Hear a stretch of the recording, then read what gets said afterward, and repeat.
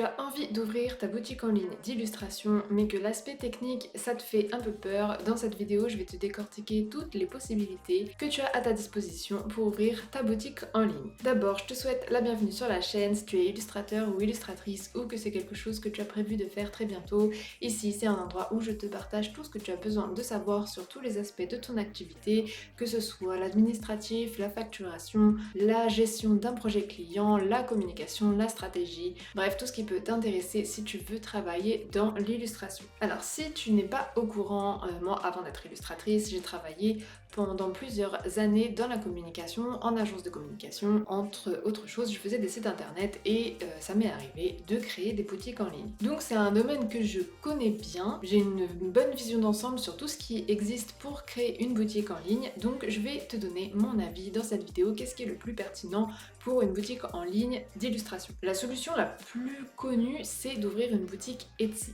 Etsy, tu connais certainement, c'est un site qui est très connu, qui est très visité, et ça te permet de vendre des œuvres à des personnes qui te connaissent pas forcément, qui visitent le site Etsy, qui tombent sur ton travail et qui achètent ton travail sans te connaître toi particulièrement, mais qui sont habitués à acheter sur Etsy. C'est un peu le même fonctionnement que eBay, Vinted, toutes ces choses où en fait c'est un site qui est très connu sur lequel beaucoup de personnes vont, mais en fait chaque personne peut ouvrir sa propre boutique. La seule différence, c'est que sur Etsy, tu vas pas vendre des trucs d'occasion comme sur eBay. Etsy, c'est fait pour, à la base, c'est fait pour vendre des créations fait main, donc tout ce qui va être art, artisanat. À la base, c'est ça, il y a un petit peu des choses qui n'en sont pas, des, des dérives, mais à la base, Etsy, c'est vraiment fait pour les créations fait main. Donc si tu ouvres une boutique sur Etsy, c'est le même fonctionnement voilà, que eBay, Vinted et tout ça. Donc sur Etsy, tu ouvres ton compte, tu crées ta boutique et ensuite, lorsque tu vas recevoir des commandes, et ben tu vas envoyer tes colis. Ce qui est bien avec Etsy, c'est que c'est facile à mettre en place, t'as pas besoin de te prendre la tête sur le système de paiement, sur est-ce que tout est bien dans les règles et tout ça, t'as pas besoin de t'occuper de ça puisque c'est Etsy qui gère tout. Et en plus de ça, et ben tu vas quand même bénéficier de la visibilité de la plateforme. C'est une plateforme qui est connue, sur laquelle il y a certainement des milliers de personnes qui vont tous les mois, donc ça c'est plutôt un avantage, tu peux faire connaître ton travail grâce à ça. Il y a quand même des inconvénients, déjà ben, tu dois payer Etsy, donc ça c'est normal, à partir du moment où tu utilises un service, tu dois reverser une commission à Etsy qui peut être assez élevée, et tu peux pas personnaliser ta boutique un peu comme tu as envie, tu es quand même, tu as une boutique Etsy quoi, tu peux pas faire tout à ta sauce comme t'as envie. Le plus gros problème selon moi avec Etsy, c'est que tu es complètement dépendante de la plateforme, tu as pas accès à ton fichier client, donc ça c'est un peu dommage parce que du coup si tu as par exemple quelqu'un qui achète souvent chez toi, et ben tu peux pas le savoir et tu peux pas envoyer des promos par exemple, ce genre de choses, tu peux pas vraiment communiquer avec tes clients. La deuxième possibilité, c'est d'ouvrir une boutique aussi, mais sur un site de print on demand, POD. Là, le fonctionnement n'a rien à voir puisque tu vas simplement, uniquement envoyer ton illustration au format numérique sur la plateforme et c'est le site qui va s'occuper de tout. C'est-à-dire que lorsque tu vas faire une vente, c'est le site qui va imprimer par exemple ton illustration sur un print ou sur un carnet ou sur un t-shirt ou n'importe quoi, et c'est le site qui va stocker, qui va envoyer, qui va s'occuper de tout, et toi tu vas simplement avoir à envoyer ton fichier. Il y a des tas de sites de print on demand qui existent, je pense notamment à Redbubble qui est très connu, mais il y a aussi Society6, Displate aussi, c'est du print on demand, donc là c'est la même chose, tu peux bénéficier de la visibilité d'un site qui est très visité et sur lequel il y a régulièrement des commandes. Selon moi, l'avantage de ça, c'est que c'est encore plus simple que Etsy, puisqu'il n'y a pas de logistique, pas besoin de faire imprimer les produits, de faire des photos des produits, t'as pas de stock, t'as pas besoin d'envoyer les colis, donc ça, pour moi, c'est un énorme avantage. Et le deuxième avantage, c'est que tu peux proposer une large gamme de produits, puisque c'est pas toi qui imprime, donc en fait, il n'y a pas vraiment de contraintes, quoi. Si le site, il propose de faire des pulls, des t-shirts, des tasses, des assiettes, des couvertures, des coussins, pour toi, ça change rien, en fait, que tu fasses juste du print ou que tu fasses tout ça, tu as juste à envoyer ton illustration, donc c'est pas si compliqué d'avoir énormément de produits à la vente. L'inconvénient de ça, c'est que tu es payé en pourcentage sur les ventes, en tout cas sur Redbubble c'est ça, et le pourcentage, alors tu peux choisir le pourcentage, mais plus tu vas l'augmenter, bah, plus le prix de base va augmenter, donc forcément ça peut ralentir les ventes. Mais si tu reçois par exemple 20% sur une vente, et ben ça représente pas tant que ça, puisque imaginons que tu vendes un pull 30€, si toi tu reçois 20% de ces 30€, et bah t'as vendu un pull mais t'as gagné 6€.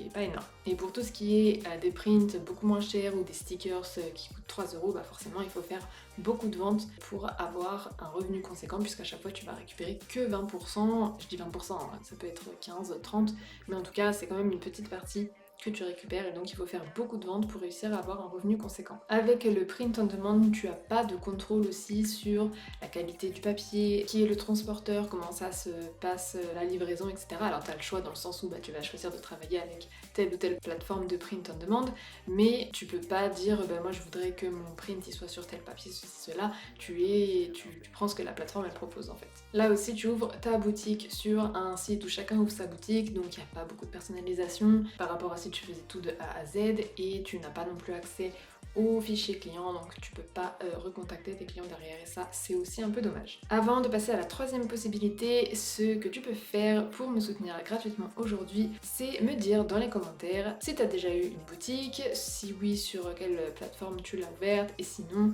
est-ce que tu envisages de faire ça sur l'une ou l'autre plateforme. Donc dis-moi tout ça dans les commentaires, pour toi ça coûte rien et ça permettra de faire vivre la chaîne et de soutenir mon travail. Troisième possibilité, c'est d'ouvrir ton propre site. Donc là tu peux créer ton site sur WordPress, sur Squarespace, il y a plein d'outils qui permettent de créer ton site internet. Et là, eh ben, tu contrôles absolument tout. Tu peux avoir le design que tu veux sur ta boutique, et ça, quand on est créatif, c'est quand même sympa de pouvoir organiser un peu sa boutique comme on a envie. En plus de ça, tu n'as pas d'intermédiaire qui prend un pourcentage sur les ventes, c'est-à-dire que tu vas avoir tes charges puisque tu vas devoir payer le site internet, l'hébergement, peut-être des plugins, etc.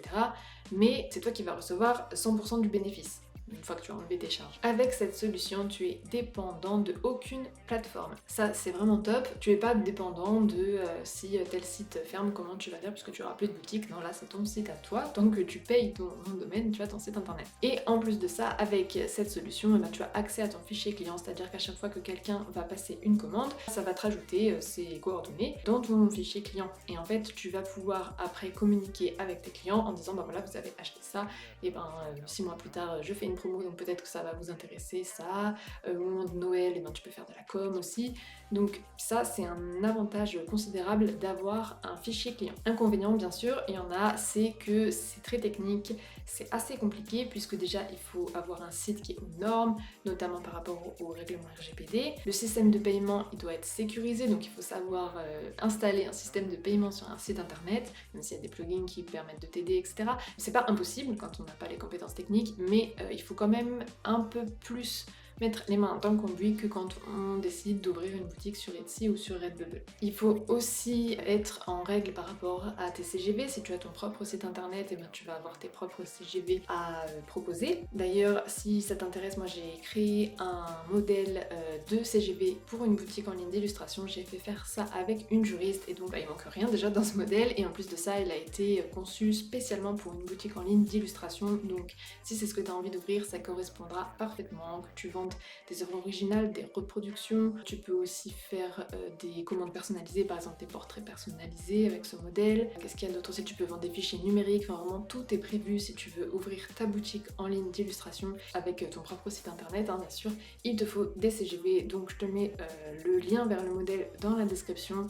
Ça, c'est vraiment important d'avoir quelque chose qui est aux normes, et il te faut des CGV solides. Un autre inconvénient par rapport au site internet, c'est que tu vas du coup bénéficier de aucune visibilité si tu ne fais pas toi-même ta com, ta pub. C'est-à-dire que ton site internet, si personne ne sait qu'il existe, personne ne va venir dessus. Donc tu dois amener toi-même des gens sur ton site internet via notamment les réseaux sociaux. Et bah ça, c'est un travail supplémentaire que tu n'es pas forcément obligé de faire, moi en tout cas quand tu es sur un site où il y a déjà beaucoup de monde qui vient tous les jours. Il y a autre chose que tu peux faire, alors c'est un petit peu plus compliqué, c'est d'installer du print on demand, de greffer un peu du print on demand sur une boutique qui ne fait pas de print on demand. C'est-à-dire, par exemple, c'est Printify qui fait ça. Printify, c'est du print on demand. Tu peux installer ça sur une boutique Etsy ou sur ton propre site par exemple, c'est-à-dire que tu vas avoir un système de print on demand qui tourne plus ou moins tout seul sur une plateforme qui de base n'avait pas de print on demand. Donc ça, c'est une possibilité un peu bonus que tu peux mettre en place pour avoir un peu les avantages de toutes les solutions Bon, c'est un peu de la technique quand même, il faut installer tout ça, mais c'est un bon moyen d'avoir un peu les avantages du print on demand et aussi les avantages de ta propre boutique. Et la quatrième possibilité, c'est de vendre sur les réseaux sociaux, c'est-à-dire d'ouvrir une boutique sur Instagram, sur TikTok, sur Facebook aussi. Et l'énorme avantage de ça, c'est que tu n'as pas besoin de faire sortir les utilisateurs du réseau social. C'est une action pour lui quand un utilisateur est sur un réseau social. Est-ce qu'il a vraiment envie de sortir par exemple d'Instagram? Pas forcément. Si tu as une boutique sur Instagram, le client, enfin l'utilisateur peut faire son achat directement dans l'application et donc ça lui demande moins d'efforts, donc potentiellement tu peux faire plus de ventes comme ça. Ici encore, on est complètement dépendant de la plateforme. Alors est-ce qu'on a envie d'être encore plus dépendant de Instagram? Je ne sais pas. Selon moi, c'est pas mal pour les petites startups qui ont un ou deux ou trois produits, mais si tu veux avoir vraiment une boutique d'illustration avec tous tes prints, potentiellement 10, 15, 20 produits à la vente, c'est peut-être moins adapté. Alors quelle est la meilleure solution pour toi en fonction de ton cas? Voici moi ce que je te recommande de faire. Pour commencer, si tu as jamais eu de boutique en ligne, moi je te recommande les yeux fermés de faire du print on demand. Pourquoi? Ça va te permettre de voir sans prendre aucun risque, est-ce que tu vas faire des ventes ou non. Est-ce que tu as de la demande? Est-ce que tu as des personnes qui ont envie d'acheter tes prints régulièrement? C'est vraiment une très mauvaise idée de créer tout un site internet ou alors de faire ça sur Etsy, de prévoir tout ton stock si c'est pour faire aucune vente à la fin. Ça c'est vraiment risqué, tu engendres des frais que tu vas pas forcément rembourser derrière, donc c'est assez risqué de faire ça. Moi je te recommande quand même de commencer par du print on demand dans tous les cas pour cerner un petit peu ton audience. Même si tu as 50 000 personnes sur Instagram, bon 50 000 personnes sur Instagram, il y a des chances que tu aies déjà ta boutique. Même si tu as 1000 ou 2000 personnes sur Instagram et que tu lances ta boutique, et ben tu sais pas en fait est-ce que tu vas faire assez de ventes ou pas. Donc c'est pas mal pour prendre un peu la température, de commencer par du print on demand. Ça va te permettre aussi de te faire une idée du chiffre d'affaires que tu pourrais estimer avec une boutique. J'insiste un peu, mais pour moi c'est une étape un peu indispensable de commencer par quelque chose comme ça où tu prends pas trop de risques, qui te permet d'estimer comment tu peux gérer ta boutique après. Si tu vois que tu fais pas mal de ventes et que ta boutique en ligne c'est quelque chose d'intéressant à développer, et ben là tu as plusieurs possibilités. Soit tu restes en print on demand parce que ça te convient très bien ce fonctionnement, soit tu ouvres une boutique sur Etsy ou sur ton propre site internet. Si jamais par exemple ça te fait plaisir de faire toi-même tes colis, de mettre un petit mot à la main, etc. Ou que ça te fait plaisir aussi de choisir des matériaux précis, de tester ton papier, etc. C'est un peu deux écoles. Si toi t'as vraiment envie d'avoir cet aspect-là, et ben dans ce cas-là oui, si tu vois que le print on demand ça marche très bien, bascule sur une vraie boutique entre guillemets. Entre Etsy et ton propre site internet, je recommande Etsy si tu as besoin d'un peu de visibilité et le site internet si tu as déjà pas mal de gens qui te suivent et que l'aspect technique ça te fait pas trop peur. Et bien dans ce cas là, le site internet, ce qui est bien, c'est que tu vas pouvoir modeler ton site, ça va être ton bébé quoi, donc tu vas pouvoir tout faire comme tu as envie. Si l'aspect technique est pas trop un problème pour toi et que t'as pas peur de ça ou que tu as les moyens de faire ça par un prestataire web, et ben le site internet pour moi c'est plutôt pas mal. Si jamais tu veux plus de conseils pour ton activité dans l'illustration, je te conseille de rejoindre ma newsletter. C'est un endroit qui est uniquement pour les illustrateurs et illustratrices professionnels. Non pas que tu ne peux pas t'inscrire si tu ne l'es pas, mais je fournis des conseils qui sont vraiment pour ceux qui veulent vivre de l'illustration sur l'aspect administratif, facturation, j'aborde absolument tout ce que tu as besoin de savoir dans ton activité professionnelle. Tu pourras aussi être intéressé par la vidéo qui s'affiche et n'hésite pas aussi à aller voir sur ma chaîne, j'ai plein d'autres vidéos pour les illustrateurs et illustratrices freelance. Quant à moi, je te dis à jeudi prochain.